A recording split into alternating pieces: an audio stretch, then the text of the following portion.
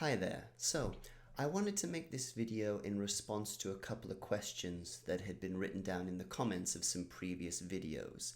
So our first question was from Joseph F., who asked me about Halloween lessons and if I had any tips or advice for making nice Halloween lessons.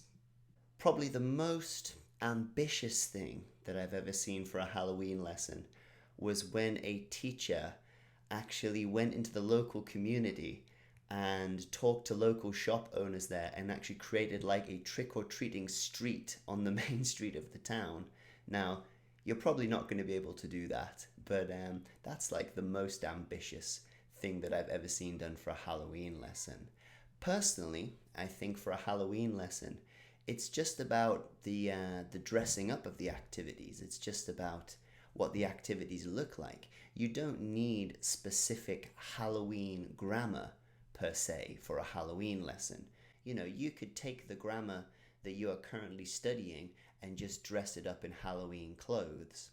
So, what do I mean by that? Well, for example, you just create a board game using the grammar point that you want to study that lesson, but you just theme the board game as a Halloween theme. So you put ghosts on it, you put witches on it, and just give it that Halloween flavor. So you don't particularly need specific Halloween words or Halloween grammar or Halloween phrases to have a Halloween lesson. If it's just dressed up with ghosts and witches and ghoulies and zombies and things, the kids are going to love it anyway. So even if your grammar point was something really simple like what do you like, you know, you could just have a kind of Halloween board game and just let the kids be zombies or witches, or make little counters that are zombies, witches, a vampire one, and you can teach them the words for the monsters. So this is a zombie, and repeat the zombie. This is a witch. This is a vampire. So who wants to be the zombie? Who wants to be the vampire? Who wants to be the witch? So I think if you get away from the mindset of I have to have Halloween English and just think about the dressing of the activity, that's going to really open up what you can do in your Halloween lesson. Okay, so the second question I got, what software can you use, or what software do you recommend for making good activities?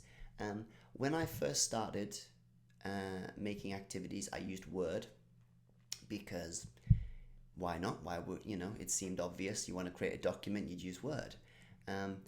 But you quickly realize that there are a lot of rules and it's very difficult to move things around where you want them to be, and you try to drop a picture on and then you try to move it and it kind of jumps in between all the text and it splits the text up, and it's really, really messy and difficult to make something that looks aesthetically pleasing. So I then decided to switch over to PowerPoint.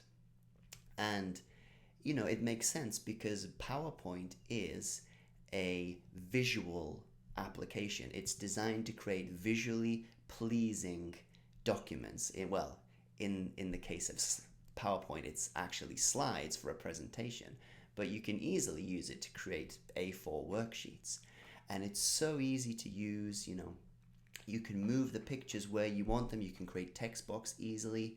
You don't have this problem of when you move a picture, it snaps to certain areas and it jumps in the middle of text and it splits the text, and you have to go in and change the options so it sits in front of the text or behind the text.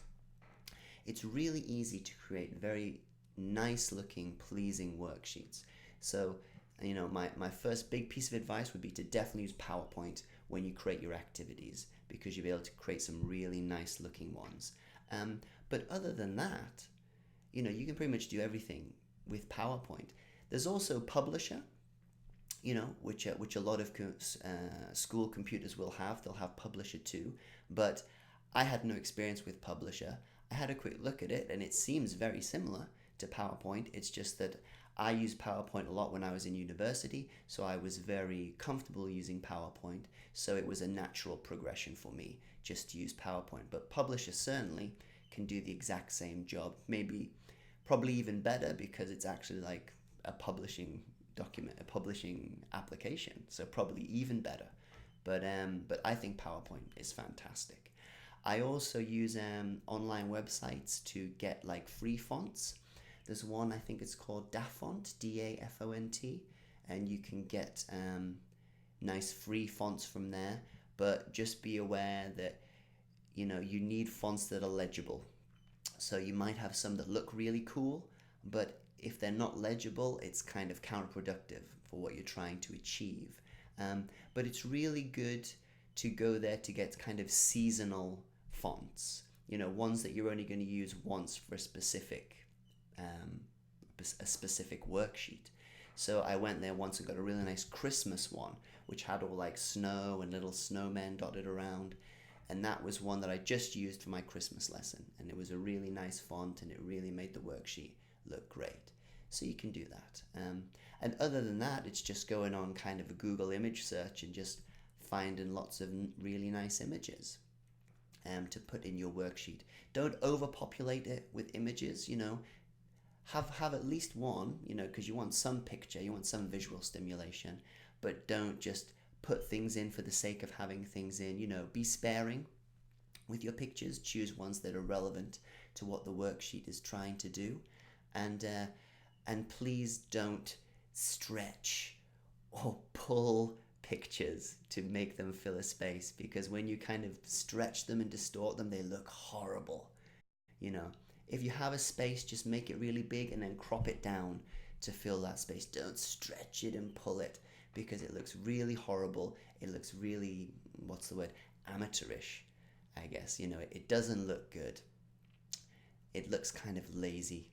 So yeah, but I would say definitely if you're looking for software to make really nice worksheets, PowerPoint, get on that, play with that. You'll make awesome stuff with PowerPoint.